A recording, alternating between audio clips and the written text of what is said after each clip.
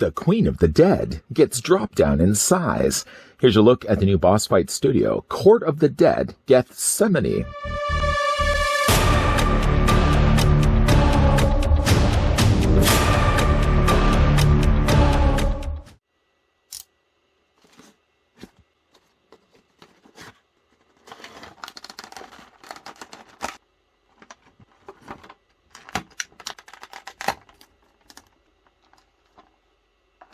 Death's first creation, the spirit-born Gethsemoni, was fashioned from raw flesh. Her mind coalesced from the collective subconscious of humanity, and as such, her form echoes the expectations of the living. Beautiful and flawless to behold, the resident of the shadow realm glimmers like a jewel in the darkness. But be warned, the Queen of the Dead's countenance is not but a distraction. Her mercurial mood and unfettered ambitions make her a dangerous and volatile player in Death's court, whose one loyalty to her king is often questioned, but only the most terrified of whispers. Before we take our seats at the Court of the Dead, I'd like to thank the folks over at Boss Fight Studio that provided this new sample of the Gethsemoni that we could have a look at in this video. Let's go ahead and figure out just how tall the figure stands. It's going to be a slightly smaller figure after all. First in inches, Gethsemoni stands about 3.5 inches in height, or in centimeters, she's about 19 centimeters tall. Figure includes a display stand, a colorful stand mixing of both reds and blacks. There are 2 pegs conveniently placed within the splotches of black here that actually can plug into the underside of Gethsemoni's feet. The problem with the stand pegs, though, is that I find that they are a little on the tad large side. In fact, when you actually put them and line them up to the holes that are provided on the undersides of her feet, one can't help but notice that the pegs are almost the same size.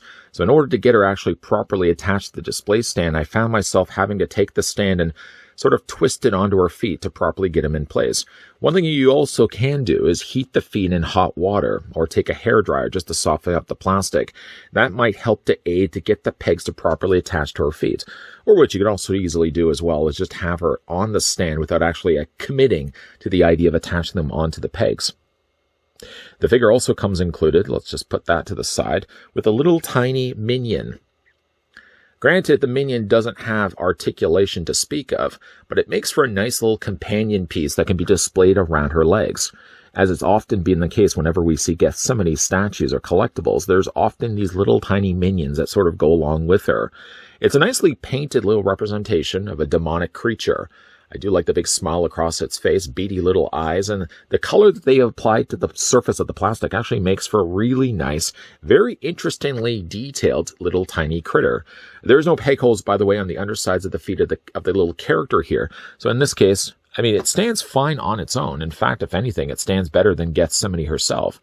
And usually it's just a case like I would just have it just next to her leg, for example. I kind of, in a way, wish that she could have come included with more than just the one. Move that to the side as well. The figure also comes included with a dagger, but which seems to be carved in actually out of bone.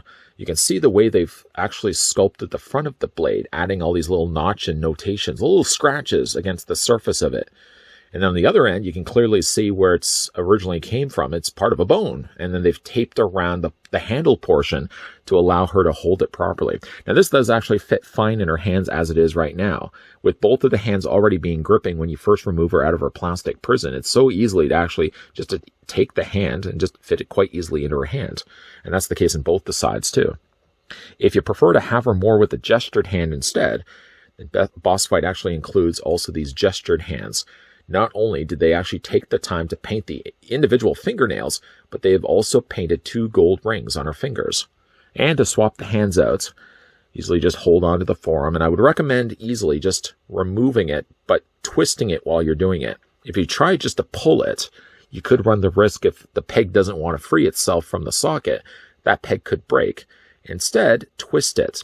Twist it as you're pulling it and removing it from the forearm, and you'll find you won't have any problems. Then to take the appropriate hand, just wiggle that back into place until finally it attaches to the forearm. Just like that. I think in a case like this, even though it's nice to have the touches of having the gestured hands, being I did want to have her holding the dagger in her one hand, I think I might just be more inclined to display her with only the gestured hand on one side and keep the other hand free and grippable in order to hold the dagger. Taking that out and moving it to the side. By the way, the plastic, as you probably already have noticed, is a softer plastic, so it's fairly easy to put the dagger into her hand. Getting a closer look at the head sculpt here of Gethsemoni. Quite a pretty portrait of the Queen of the Dead. The thing about her face, though, is while I do think they've handled the face rather nicely, the end jowls, I guess the backs of her cheek here, because they've sculpted it right into the earrings, and deliberately probably did that in order for the earrings not to be separate pieces and run the risk of breaking, it means that they made the cheeks, I find, a little too wide on the back here. That it makes her face look a little fuller, that if they trimmed it back just a little bit, you'd have a much rounder looking face. But I get why they probably did that. It was so that they could actually incorporate using the earrings and not, again, having the earrings being a separate piece. Other than the little place of the cheeks, though, I actually think it's a nice, pretty-looking portrait of Gethsemoni. She does have the freckles just underneath her eyes. That freckling also appears across her body as well. And she does have the headdress, as similarly done in cases that we've also looked at other collectibles of Gethsemoni. She's got the little straps that come out the back of it, and these notable little bells that dangle down from the tops of them. And these have been nicely sculpted, although it doesn't look like there's a lot of extra paint that they've added to the crest crown that she wears on top of her head. Still like that. That's one of the notable traits of Gethsemoni. She has sort of this headdress thing that she wears. Her outfit is actually rather interesting because her body is more bone white than anything else. They did take then the time to add all these little splotches, these little freckles on the front of it. But then when you spin it around, you're adorned to all this additional detailing that they did to the whole back section of her. I really like the way they've added this little attention to detail, adding these sort of tattoo markings that she has on the back of her torso. She does have the skirting. Now, the thing about both the skirting and her top is that both are removable. So when you are moving these around, you'll notice right away that she's not really wearing clothing underneath. And also, because she does have the skirting, it conveniently hides the screw hole that's on the back of her body. The thing about also her chest, as you can see, the front sort of bodice area, I suppose, is actually made up of skull hands.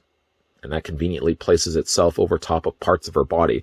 Now again, like this is removable, and you can drop this down. For the purpose of decency, I'm not going to drop it all the way down, but just to show you that it is actually something that can shift around on the figure. And she does also have a collar piece that is a separate piece. And she also does have arm gauntlets, or parts that go around her bicep that are also loose pieces. But basically everything that goes over top of her body aren't sculpted to the body necessarily. In fact, they probably have used just a regular boss fight studio body, and then just only applied over top of it the parts that make up Gethsemine's armor that she wears. Decently detailed. I mean, right down to the fact that even if you look at the arm gauntlets, for example, these bicep bracelets, so to speak, she actually does have, almost looks like skulls on the sides of those. And they have been painted almost a dark gunmetal gray.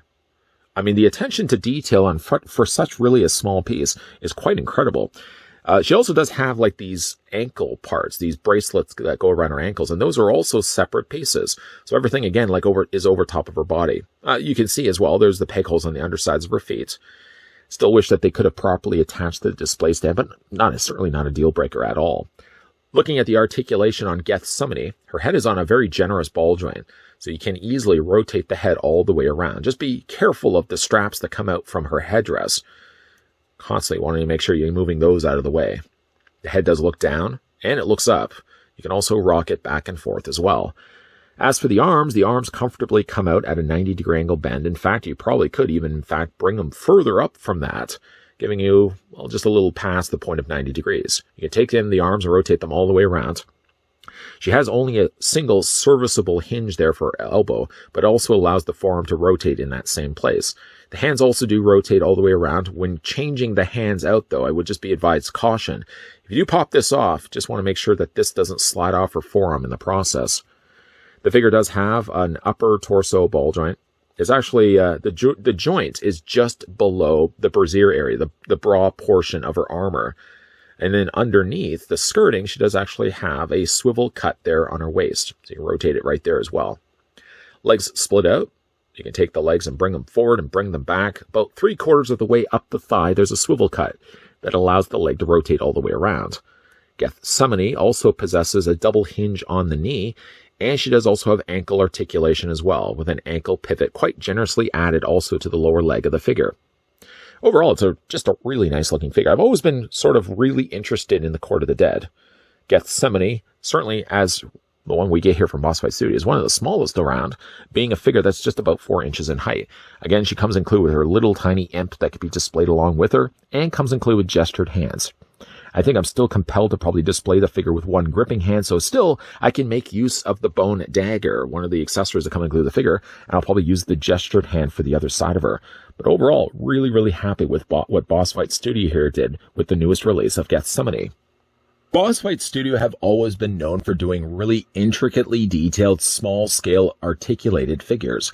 But I think this is the first time that I can recall that they've entered into the Court of the Dead. And the first one that we had to look at, of course, here on the channel is the Queen of the Dead herself, Gethsemoni. Nice touches of detail are by adding the bone dagger that they included, gestured hands, not to mention the little tiny minion that can stand around her feet. Part of me would love to get maybe a second one of Gethsemoni just for the purpose of having a second minion that I could have around her, but at least we did get one of them. It doesn't have articulation, but it has a great sculpt and equally good paint applied to it. Gethsemoni, from what I gather, is probably using the same body as what we've seen before with other Boss Fight Studio smaller 4-inch scale figures.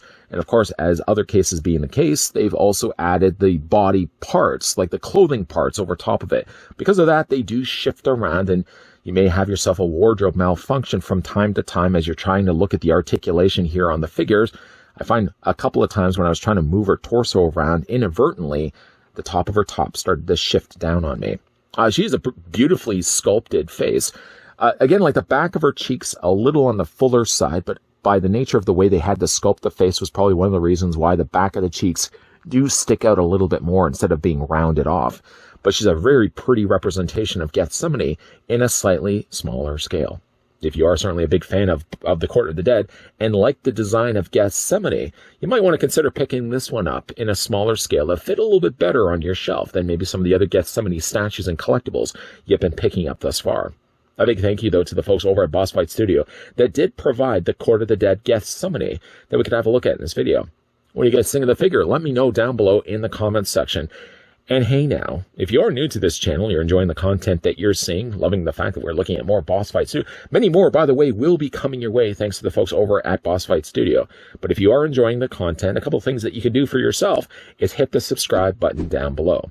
You can also, as well, turn on the bell notification, so you're always getting the reminders of whenever new videos are popping up. And also, if you'd like to check out more of things that I've done for Boss Fight Studio in the past, at the very end of this video popping up will be a playlist covering off all the terrain of Boss Fight Studio reviews I've looked at in previous years. Like I said, we are going to be looking at a lot more in upcoming videos, so make sure you're coming back to this channel on a regular basis. And as always, thanks for watching. See you guys next time.